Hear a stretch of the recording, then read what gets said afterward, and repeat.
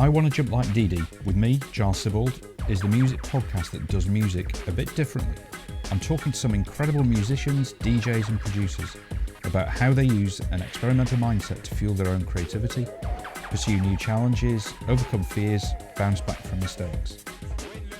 Today I'm talking to one of the most talked about, exciting and authentic bands around.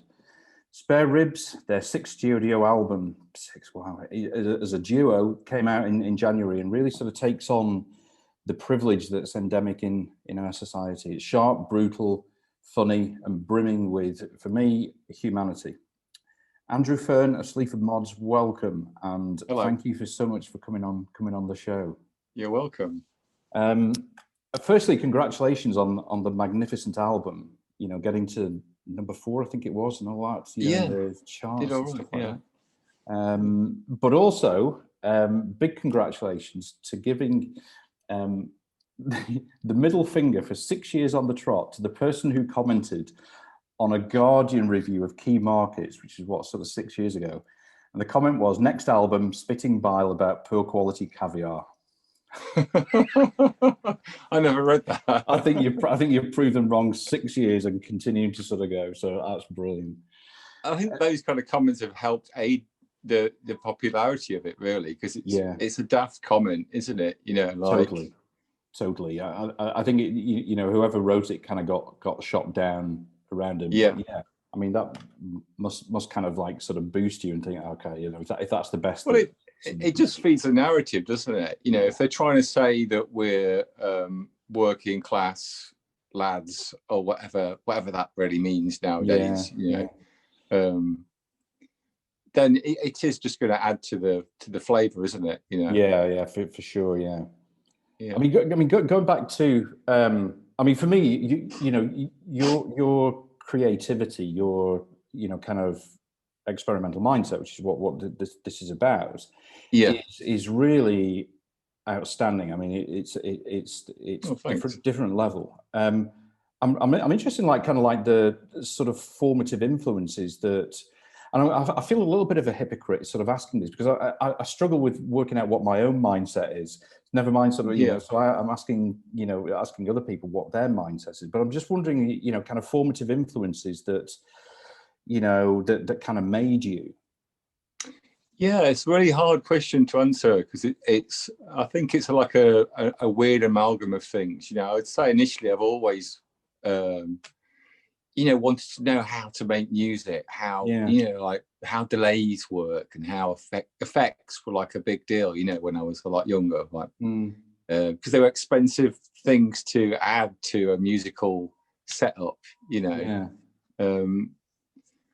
but it's, I don't know. It's, I say my music teacher at school, largely, he was so supportive where my parents kind of weren't. He was a really good teacher, and he just encouraged me. Encouragement. Yeah. There was things like there was a school, there was a competition the BBC ran to write a Christmas song. Yeah. And I had this keyboard at the time that you could sort of program stuff into, and he made me enter it. And then someone from the village was like, Andrew Fearn, I heard you on the radio this morning, and I was like, oh, what? So I don't think I obviously did win it because they didn't contact me, but and all the school productions, he put on, like, we were quite lucky at our school. We got to make a record, it was all prepaid for by parents and stuff. Yeah. But we actually went to the studio in Nottingham, next to the Forest Ground. Okay, yeah. In the corner there, next to the Deaf Centre. I don't know if you know, there's this recording studio there. But so that was kind of a big deal. Quite exciting, yeah. It was all like Andrew Lloyd Webber songs, and I think I sang a verse of Do Why Diddy on it, on some like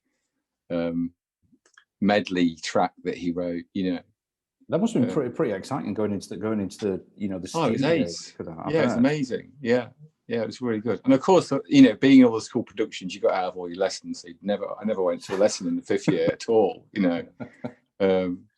It's funny how, like when I was a kid, my my dad was sort of classically trained, and he played the piano and sort of sung in a choir and stuff like that. So he kind of like pushed me, and like my first instrument when I was a kid was the cello, you know, and I played it until I was sort of 16.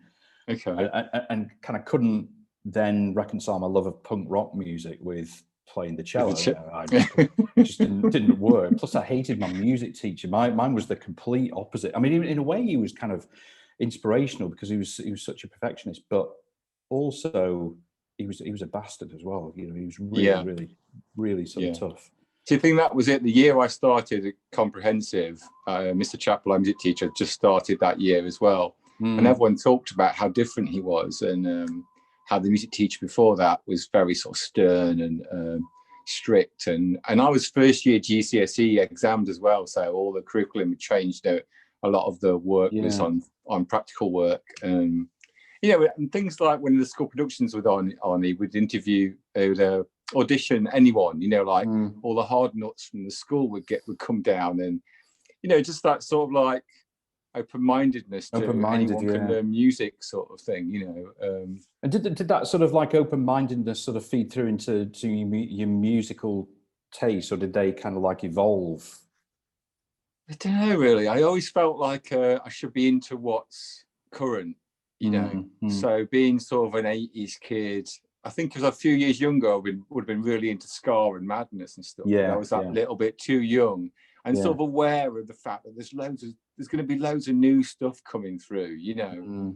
Sort of aware of that zeitgeist thing of like, well, I'm not going to put all my eggs in being into that music because, do you know what I mean? I think I was just at that age where I was just like, you know, I'm 49 now, so people that are in their 50s, they've got more of a memory of the 70s, whereas you know, I was still like a small child during the 70s. So I kind of had, because I'm 52, and I had I missed the kind of first wave of punk. You know, I was sort of too young for that. But then, like sort of early 80s, when I really kind of started getting into it and going over to, because I live not far from Manchester, going over to Manchester and sort of, you know, hanging out there, just kind of hanging out there a little bit. But I was still really sort of tunnel vision, you know, in what I liked, and it was probably not until I think maybe sort of 86 or so, 87, and particularly when Public Enemy kind of came along, that it started to open my mind. And then there was that kind of fusion stuff going on, that crossover stuff that started to kind of happen.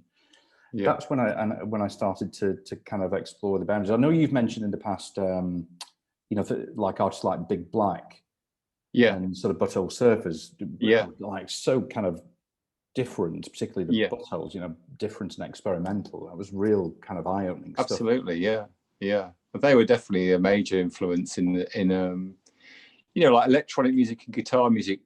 Just even using a sampler, the idea of a guitar band using a sampler, which is kind of hard to do anyway, successfully. They managed to do it really, really well. You know, even in the live footage, if you watch an old live gig, the samples work in there really well, you know. You know, it makes me think of bands like Utah Saints, who probably hate me for saying this, but they used to struggle quite a lot playing live because everything would be, all the samples would be played live on keys. So if it was a break beat, for example, if they didn't play that note in time, the whole break beat for one bar would be quite, you know, slightly out of time. There'd be just some sloppiness to it. So it's the hardest thing about electronic music. It's like, why bother playing it live when it's sequenced anyway? You know, it's. I mean, you, if I'm not mistaken, you kind of started to create your own stuff. So you know, around about sort of 87, that sort of time, I guess. Yeah, I mean, even at school, you know, I was writing my own music on the keyboards and things, you know, at home. Nothing major, you know. I couldn't record anything either. But then when I left home when I was 17, when I moved to Newark, went to college in Newark, I didn't really make any music. I just partied, I just went out, you know. I was just like a normal, you know. And then when I was 19, when I first moved to Nottingham at 19, I bought a 4-track, and friends donated bits of gear, like a reverb unit, and a friend gave me an Argos guitar, and you know, just, you know, and that even though the music I was making was terrible, it was definitely like I was doing my own sort of like degree in making music, you know. you know, and I think that's a big part of it. It's that sort of J.K. Rowling thing, you know, where you use the unemployment system to benefit, to benefit yourself, and to learn. Yeah. So I mean, that must have given you like this kind of like DIY kind of ethic and kind of way of doing things of kind of self-creation and things like that, you know, sort of over the years. So I mean, how did you deal like you just, you know, you said, you know, some of it was awful, but that's kind of like all part of the creation. How did you feel like when you're making stuff and you kind of make your mistakes and then you got to go back to the drawing board, and I guess that never ends, you know, you're always doing that. I don't worry about that at all. I mean, you know, I think an idea is there, and you know, you sort of see what you can do. If it doesn't go anywhere, then I've got tons of stuff that's shelved that's just, you know, ideas that don't really work out, or I think that's a good thing about being experimental, is you don't have to. Yeah. You know, and there's loads of things that I've made that I enjoy listening to that aren't finished, you know, and I can't understand how I could work that into, you know, releasing it, or how other people would enjoy that. You know, I mean, it's quite popular. If you make something minimal that strikes a chord with people love it, don't they? Yeah, you know, for sure. Yeah. Love that minimal, that directness of you being able to convey a musical emotion without having too much going on. I think it, like for me, I think that sort of shows, you know, like a real kind of authenticity. It gives you that kind of reaction when you hear it, you know, because it's very kind of pure almost, isn't it? Yeah, that's it. I mean, I think that's something the industry didn't like to do back in the 80s, because it was almost like giving the game away. You know, it's almost like it kind of explains itself, doesn't it? Yeah. You know, and they want smoke and mirrors. They want to trick you with a with a lot of trickery. Yeah, do you know what I mean? Whereas, you know, Joy Division totally do it. You know, you can listen to a Joy Division if you like. Imagine being 17 again and listen to. It's so minimal. It just strikes you straight away and inspires you to want to make music as well, because it's that punk thing where you go, well, I could do that, you know. Yeah. That achievability thing feeds creativity more than anything, I think, you know. Yeah. Rather than, you know, playing people like Rachmaninoff all day, you're never going to get anywhere, are you? You know, you're not going to. You're going to give up, you know. I did try when I was a kid, and then the Ramones just took over. They just won for me. Yeah. Well, there you go. That's what I'm saying, because it fed your soul, if I can say that word. More, you know. I think that was it. Yeah, that kind of relatability almost is kind of important, isn't it? And I remember, like, when I was, you know, kind of doing a bit of research prior to this, and you made a comment in an interview about presets. You know, there was like other people had sort of like had a bit of a go at you about using presets and stuff like that, and you know, I thought, well, you know, to my mind, that's you're acknowledging what somebody else has created. You're taking that and then sort of using that and tweaking it to make it fit what you're doing. I didn't really see the problem with it. Well, yeah. I mean, I don't know if people did complain about that, but I can see why, you know. But if you don't, a lot of presets are made by, you know, Richard Devine and people like that. You know, they are made by artists as well now. So yeah, I don't know. It's. I think that's kind of a now thing as well. That's something I've done more recently, you know, from using the iPad. It's like, well, loads of these are great, you know, and like there are already so many kind of contemporary beats. Yeah. You know, like a rock beat, you know, the classic keyboard's already done it, hasn't it? It's giving you all the it's already beat, there. You know, it's broken it all down for you. You know, it's an education in itself, isn't it? You know? Yeah, for sure. Yeah. So I think, again, with us being the era that we're from, we've got that advantage where, you know, we've lived through dance music, hard rock music. You know, there's experimentation in there for sure. You know. Well, I mean, it's an interesting one, that, isn't it? Because we like, I think with like a lot of our parts of our life, I don't know whether it's like a society thing, but we like to kind of compartmentalize, that you're into this sort of genre of music, or you're, I don't know, whatever. I don't know if it's like our brains have been taught, by society to think of things in boxes. To me, it's a bit limiting. Totally, yeah. I mean, so many people do it though, don't they? Yeah. I don't know why people do that. I think that's probably why I've stuck at making music, because I've never had an issue with listening to, I don't know, Ennio even. Do you know what I mean? On the right day, Ennio's amazing. You know what I mean?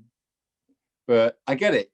People that are permanently hardcore about whatever they're into, they're never gonna. They wear it as it's part of them, isn't it? And I can't really argue with that, because music is different things to different people. Do you find?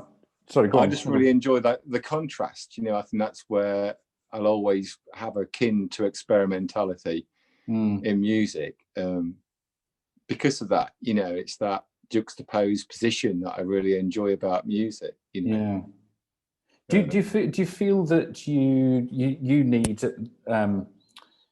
some courage to put your stuff out there? Whether it's like you kind of your solo, your individual work. Yeah. Which we'll talk about a little bit about. I think I'm a bit jaded from playing in Nottingham, playing at Ramble Club, which is a totally fringe night in Nottingham, and just that sort of thing where it's such a tiny, frail world anyway. Yeah. It's sad that people need promotion to be more into creative stuff anyway. And then on both sides, I think the art industry could sometimes be a bit up its own arse to not attract more wider people. But then when you do, if it's like, say it's like some piece that requires people to be really quiet, and you get a load of pissheads turning up, they just ruin the gig, don't they? Just ruin it totally, yeah. So it is a very fragile world. So there's that thing where you want to match things as well. You don't want to just regardlessly put things out. Maybe that's where I've got the wrong attitude, because all the 90s electronic bands and people I were into were very ballsy. The KLF, they were ballsy. They didn't give a fuck. Do you know what I mean? They just went for it and made their money. Too much music in my life, I suppose. Not enough focus on one thing. No, it's all. But I think it makes what you're doing and what you're putting out there, very, very unexpected. Yeah. You like some of the stuff that you did in the early days. Like the sort of the cassette stuff from, I think it was like around about sort of 87, 88. Through. I feel I really don't know what to expect next. That's good. Which is great. Yeah, I think it's fabulous. I think it just opens up this huge world of and opportunity. I think that's ultimately what I've always tried to do. I remember there's an online thing called A Closer Listen.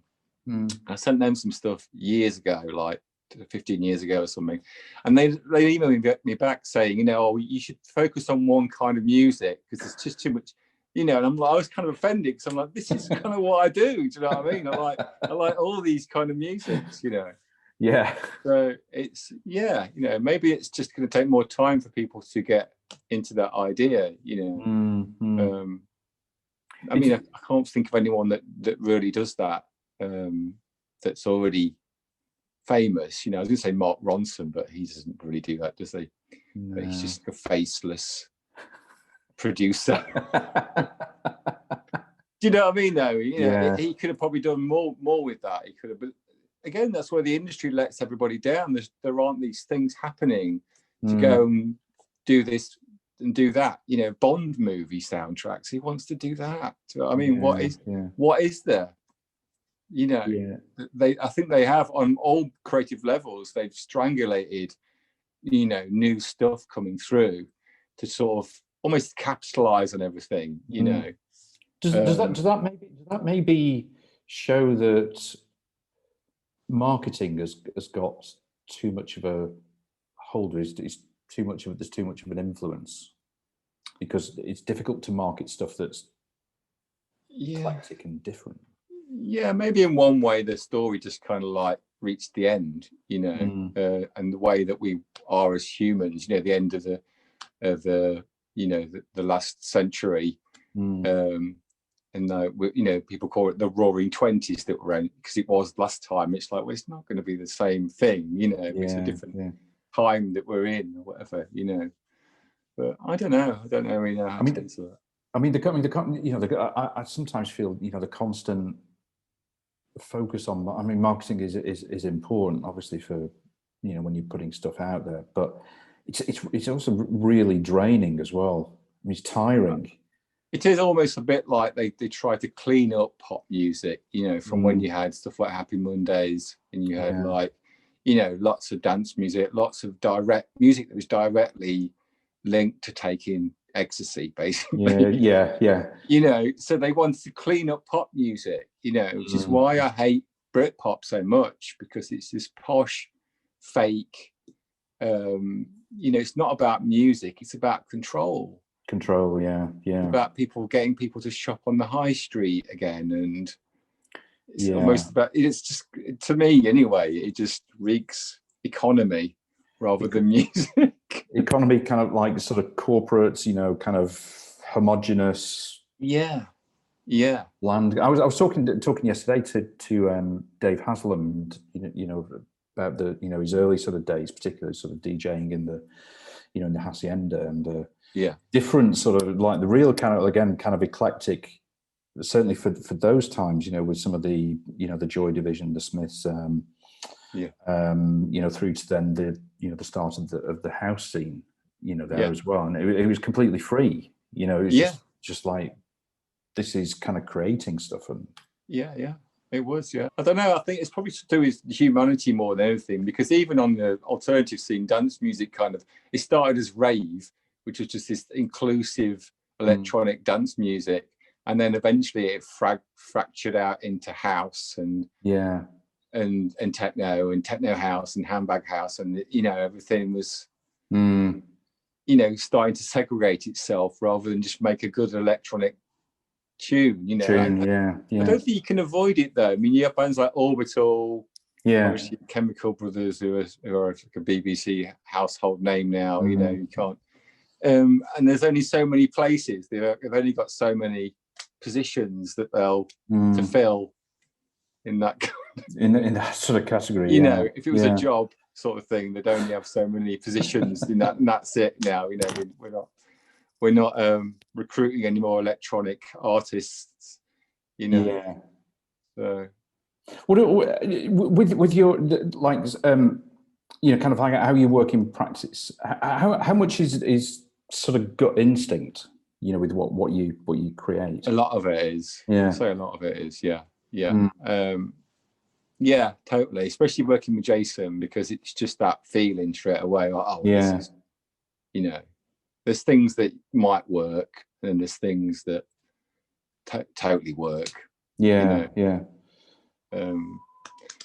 But then I think, you know, Jason's kind of evolved and wanted to evolve as we've gone along. So that's been another sort of layer where, you know, certain tracks that I've written the music for, I've thought about another track that we've done, but then when he's come to put the vocals on it, he's kind of had new ideas himself as well. So it's kind of taken it, which has been great. You know, it's a really good way of working, I think. Yeah. Again, it kind of gives that you know, sort of feeling that this is sort of from the heart. You know, that you and I think that, you know, it seems that like people are you know, again, I can't use that word a lot, like relatability. You know, and it sort of helps with that kind of human connection. Yeah, I think so. I mean, maybe because as well, you know, neither of us are like musical virtuosos in any which, you know, for me is always an issue when someone starts waxing on a guitar or something. It's like, I don't know, it's almost like a bit of a faux pas, isn't it now? Do you know what I mean? It's like, no, you know what I mean? It's what's too many notes. What are you doing? You know. And it's frustrating for musicians as well, because they learn all these abilities and then nobody, you know, really wants to hear it anymore. They, you know, where you get amazing buskers, you get really talented buskers. Yeah, for sure. Yeah, absolutely. You know, and the number of people that just walk straight past them, you know, and don't maybe have a okay, and then just sort of carry on, and they're out of mind. The talent that must be around. You're more likely to notice someone crap or quirky, aren't you, than someone who's really, really, really good. You'll just ignore it. Yeah, it's very true. Yeah. Which I suppose goes back to that relatability thing. It's like showing some heart, isn't it? Yeah. Whereas when musicians are really like squeakily good, you just think they're a bit of a wanker. It's like, how many hours are you going to spend in the production studio trying to sort of like absolutely perfect it? But I mean, it's true. It's in guitar bands. It's the same. You know, when it feels that urgent or a little bit of a struggle to do it, to play it. You know, it just. I think it has more beauty to it. Personally, I think so. You know. Yeah. I agree. Biscuit are a good example. Do you know what I mean? Because they're pretty bad at playing. Yeah. But it's so earnest. You know. Absolutely. I remember going to see them back in the probably the 80s when they started out, when they brought out back in the DHSS. Yeah. Because I was studying in Liverpool. I was in Liverpool from sort of 86, and obviously, you know, then Probe Records, you know, that sort of time was this kind of like mecca for kind of going there, and they were the kind of one of the local bands in there. Absolutely brilliant. They were totally earnest, you know. Yeah. And you could really sort of feel that. Like, how about you know, you know, kind of like when you record, when you're writing and recording, you know, stuff that goes wrong or any kind of like imperfection, which we've just been sort of talking about. You just tend to kind of like, okay, well, no, it's fine. It sounds all right. Let's just go with it. Let's not just over engineer or totally, absolutely, yeah. I mean, yeah, go on. I just usually try and make sure, you know, especially if I lift something off a cassette or something, that it's not too hissy, you know. I mean, one thing that we never used to give a crap about that when we started doing it, you know. I mean, things like the Corgi, the music on it is so, you know, it's not very bassy at all. I can remember the first time we got played on Radio 6, Jason rang me up, and then I had to turn it right up. So I'm like, I can't be hearing it. So, you know, that production value is kind of moved in. But then I think it's a natural progression to do that. You know, if you want to have more variety with what you do with music, you kind of have a bit more quality. Yeah. But there's so much quality around now. You know, you can actually degrade the quality subtly to make different sounds, you know. You know, like if you recorded a vocal into a phone and then just sampled it off the phone, it probably would sound all right. It wouldn't sound full fidelity, but to what we're used to, you know, it would sound great, you know. If it kind of fits with what you're trying to achieve anyway, and it sort of fits with what the other sort of sound that you're putting around, then, you know, kind of why get too hung up on. Well, that's it there. Like a song is focusing in on something, isn't it? That's all it really is. You know, if you think about how I was watching this thing earlier on in Instagram, and it was like a fractal, you know, like fractal images where it zooms in and then it just keeps going into another fractal. But you can see the way it was moving. There was a moment where it wasn't sure which way, because it's an infinite possibility of which way you're going to go. And it's all about, you know, it's almost like static. It's almost like attraction, whatever gets pulled in. I think making music's kind of a similar thing. You know, you're listening, you're paying attention to, you know, sound as a feeling, and then you're just drawn towards something. If you like doing that, then, you know, I can imagine it's the same for a visual artist. You just get drawn to, I don't know, a certain colour on a certain day or something. I don't know. It's interesting you say that, actually, because I think you put something out which was when you were in Australia and you did some filming. I think it was before you were sort of heading back with a kind of like sort of soundtrack to it, and kind of like the combination of what you were sort of filming with that kind of soundtrack for me was, I mean it was hugely kind of emotive. Right, cool. So that when you add that sort of visual kind of dimension as well, I mean it's very powerful, and it can be as simple as what you were doing, Yeah. I mean, again, making the videos for sort of network music, it's not something that you could just churn out. You've got to be in the moment of making it, otherwise you are faking it. Do you know what I mean? It's just impossible to make stuff all the time without having some self-direction. Would you call yourself endlessly curious? Yeah, maybe. Yeah. I think you definitely kind of start to fill up on it as you get older. But from a young age, it was just. I think it was a real drive to make music and be successful at music, and just not let go of it ever. So many friends that got married and had kids, all their synths ended up stacked in a wardrobe, and the dream was put back in the cupboard, by the rest of the family. So, well, I'm sorry, but it's a fact, isn't it? It's true. It's true. Yeah. I mean, I think you have to hang on to your dreams, and as you get older, like i.e., getting to your 40s, 50s, it does become quite difficult. You can become very sort of like depressed, and well, it's funny. I said I kind of gave up the cello when I was 16, and then just before just before COVID struck, I think just the end of the year before, I walked into a shop in London and just asked, can I pick up a cello and just have a play? Because I just had this thing, I just need to kind of go and try it. And I tried it, and I was like, oh my God, all these memories sort of came back. I'm like, oh God, I still got it. Very rusty, but I still had the kind of the basics of how to play, and I thought, wow, those things that never go away.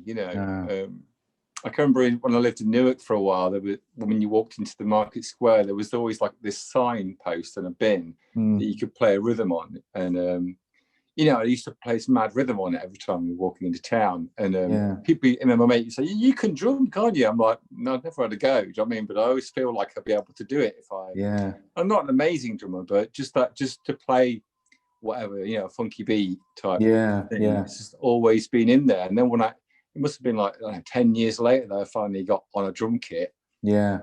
And again, people go, can you do that? I'm like, I don't know. It's been there all this time, I think that's, that's how music works anyway. Yeah. I started playing drums about, about 2 years ago, maybe. Having lessons? Yeah. It was with Dave Barbarossa, and I started having some lessons with Dave. He's a good friend of mine, and Dave's sort of self-taught. Yeah. And I've been used to it. It's interesting because like playing the cello, I was trained. I kind of studied it and all that kind of stuff. And in a way that I can't help feeling that limits me a little bit. Because you're working within a kind of framework. So to go and chat to Dave, talking very freely, about it's from the heart, and it was fantastic. I mean, it's so good for the mind. I mean, incredibly good for the mind. Yeah, absolutely. Yeah. There's a great hashtag on Instagram, percussion. It's just, drums, percussion, any of those. It's just really good. You get some amazing people. Yeah. Just really talented drummers, Yeah. Just to kind of get involved in that, and I think because you have to, or at least I have to, like, concentrate 100%. You know, my mind can't wander at all, otherwise it completely fucks up. You know, I just got to be to totally do like in the zone. yeah. If you're doing paradiddles and stuff, then yeah, I mean, you've got to be really thinking. But again, Really you're not supposed to be thinking, are you? You know, you are supposed to be. Yeah. You know, kind of let it happen. Yeah, again, like you're saying, I think that's where too much learning kind of gets in the way of. I mean, it's like when people with their kids, they're like, oh, you know, you got to teach them early. Yeah. But if like with you, the cello, if you were not passionate about it, if it's not, you're not going to be doing it when you're older. You know. No. This is it's got to. It has got to be from the. It's got to be in there, and you're learning it for the right reasons. It's just part of who you are, isn't it? You know, like a footballer or anybody else that does something. You know. Yeah. So, yeah. You've collaborations. You've started to use, you know, with the band, collaborations a bit more than you have done in the past. You know, with like Tor and Amy. Yeah. And the Prodigy before that, which can be a great way to experiment. You know, with your sound. How do you feel about those? How do those sort of come about? Yeah. Well, the idea was put out there, and then I mean, we'd already supported or played with Amel and the Sniffers at a festival in Norway, I think it was.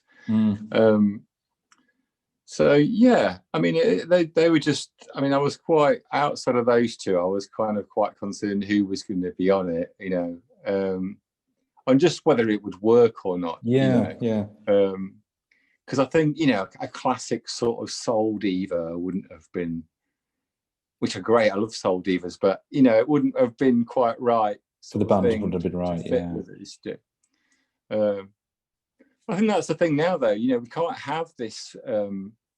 We need more advanced styles of music. You know, we need more fusion, and to recognise it, because you know, the world's changed, doesn't it? You know, totally, yeah. We've got all these other artists, these other styles in younger people, and they're not getting their, you know, that what they're doing is not being received or even heard. You know? I think I don't know if there's a sort of, you know, with a lot of, you know, sort of new artists coming through. You know, we're talking about genres before. There seem to be sort of less genre specific. Some of the, you know, newer artists that are coming through, which is fantastic, because that again just opens up possibilities. You know, you know, you're not going to put somebody in that particular box. It's okay, well, let's think about that, because you're right. I mean, experimentation, you know, collaborations can be risky. You know, it can completely backfire. You know, so you take a chance, but sometimes that gut instinct takes over. Yeah, I mean, maybe there's a bit of luck with all these things as to whether they work well or not. I don't know. It's just one of those things, isn't it? We're where we're at now, and we've just got to keep pushing it forward. I don't know if you had the Iggy Pop show that I did, but all the things that I picked for that, I picked like the week before that week, you know, because weirdly on Twitter, all these kind of artists just suddenly popped up. Like Badger, for example, you know, Badger's just sound a really fresh, almost kind of like sound to what they do. But it's just making me think again, like, you know, we've got these great artists, you know, we've got these really famous bands like Killing Joke, you know, like the Prodigy, and they're kind of smaller versions of bigger greats like Bowie or Elvis, or, you know, and it is kind of diminishing. They are sort of gods of music that are more like demigods than gods now. You know, they are more human, I suppose, you know. But you know, I don't know where that's really going, where I'm going with saying any of that. But it's the same with actors, though. You know, you had great actors. You know, you had like, you know, our generation again. You had Scorsese movies, and But who have you got now? You know, like Michael Bay. It's difficult, isn't it? Yeah, it's difficult with those where they're kind of, you know, kind of going with that. I think my point is it's hard how we've transitioned from that old world, from like, you know, I love The Sopranos, but I can't watch The Sopranos every year, can I? No, totally. You know, I've got to move forward with my life. With your life, yeah. Well, I guess this is this is the thing, you know, it's about, you know, it's like our ever-changing self. You know, we change. And I think that if we try to kind of deny that, you know, which sometimes the way that society is constructed, it can do that. It can sort of hold us back. Yeah. And what you were saying earlier about, you know, getting kind of stuck, you know, 30s, 40s, and then you get to your 50s and it's like, well, fucking hell, what else have I got? You know, and then all these sort of things that you've wanted to do kind of come back, you know, because yourself is changing. I felt that myself. You know, as I got older, it's like, oh, no, there's other stuff that I want to do. Yes. Yeah. And then I kind of go, for me, sort of personally, I get into a couple, you know, as I get older, the fear, you know, of making that step, of risk taking, you know, it's like, you know, what am I going to do? Should I do it? Yeah. I guess less though, once you get older, do you think? I don't know. It's still hard, isn't it? I think it became a bit of a tussle for me, like the real desire to do something versus the fear. There was like, on one hand, there was this like being tugged in this direction. The other, there was just like this sort of like, put the reins on, no, you can't do that. Yeah. And eventually it was just like, fuck it, I'm going to do it. And that's it. Yeah. And it works out fine, you know. Yeah. You know, that's it. You just have to have a bit of faith in what's happening, and faith in yourself as well. That you can do it. Yeah. I mean, like you asking before about, you know, solo stuff and the popularity of it, you know, and not having confidence to put it out, rather. But I think it was more about not knowing whether the audience is there, you know. Because I have done like a ton of electronic gigs back in the 90s where nobody would turn up. You know, there'd be like 5 people there. And then once you've got, you know, I used to know a lot of people in Nottingham, so sometimes there'd be 30 people there, but they were still a load of people that I knew. Do you know what I'm saying? So it's really, it's kind of overwhelming with Sleaford Mods, you know, the popularity of it. It's like, and this is what it's like for most musicians. You go from nothing to like kind of like just that really kind of steep angle. Yeah, it's insane. It's actually, I think we've dealt with it quite well, being a bit older. Absolutely. And the nature of Sleaford Mods being what it is, the fans are quite down to earth people as well. But you know, be careful what you do in a way. You know, if you did like, you know, it's like pop bands that get mobbed in the street or whatever. You know, it's it can backfire on you in that way. Maybe, I don't know. You know, I guess so. Yeah. You know. Is that the next stage? Is that going to happen? No, I'm not kidding. No, I hope not. We'll get like 10,000 screaming 13-year-old girls. No, I don't think that's going to happen. How do you feel like you know, with that stuff that you sort of produced, you know, earlier in your life? How do you feel about, you know, when you look at that now, you know, given how you've changed as a person? I like it. I mean, that's part of the reason why I'm putting it out, because they were all things that, they were all me being selfish, you know, unemployed and selfish and making music. They were all things that I'd make to listen to because I didn't have any money. Yeah. You know, so they were all. It sounds really bad to sit around listening to your own music, but it's not. It was more about making music to have some stuff to listen to, you know, and then that kind of grew, you know. So on a daily basis, it's just like having a station that I turn on, and what am I going to make today, you know? Do you look back at it and feel that it kind of represents you at that period of time that you kind of definitely created? Yeah. I mean, the Amiga albums, for example, that I put out on Bandcamp, you know, they do. It's just kind of like just what to do with it. they are. I could just hear listening to them that they'd be popular, that people would like to hear them, and Bandcamp's kind of the perfect place for that kind of music, so just to finally put it out there, and have it out there, rather than, I say, back in the 90s I was still trying to work on a certain thing to do live, and struggling with that, and not really I got somewhere with it. I don't know if you heard the infant music that I used to do. Yes, I did. Yeah. And there was a folky album thing that I did with a mate of mine. I don't think I've heard that one. I haven't heard that one. Yeah, that was released on a French label, and I went over to Paris for a couple of gigs. It was supposed to be 5 gigs, but it ended up being 2. Yeah. And one of them was the same night Lightning Bolt were playing, so it was empty. The last 10 minutes, loads of people came in the room. And we're doing like crooner folk with loops, It's like, so it's did you it's feel hard, like, isn't it? I think Nottingham's a good place to do music and see how popular something's going to be. So I know loads of people in Nottingham that are popular in Nottingham. They're great artists, and they're not really interested in being any bigger than that. Yeah. Because they know where they are. They know. That's an interesting one, that actually, because I when I was chatting to Dave yesterday, we were talking about kind of like that again, like in the world, like whether it's in kind of business and stuff, like and I think, I mean, you'll know better than me, but particularly when labels sort of, a lot of music labels come along, it's like about how big you can grow, what's your kind of like massive audience that you reach. And in some ways there's an